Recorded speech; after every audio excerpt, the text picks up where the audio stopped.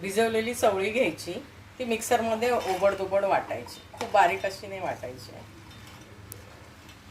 हे वाटून घेतली चवळी आपण भिजवलेली.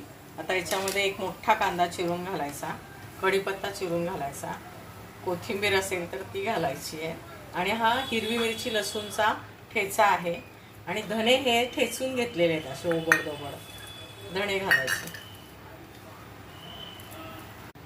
आता याच्यामध्ये चवीनुसार मीठ घालायचं आहे. नंतर हळद, हिंग, ओवा, जिरं आणि लाल तिखट.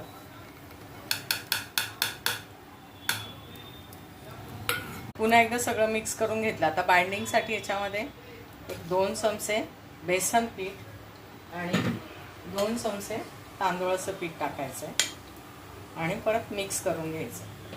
असे सगळे वडे बनवून घेतले आणि आता हे तेल तापल्यानंतर मीडियम गॅसवरती हे तळून घ्यायचे. खूप फास्ट नाही करायचं, नाही तर ते आतून कच्चे राहतील.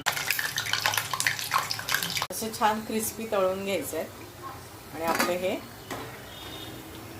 चवळीचे वडे तयार आहेत.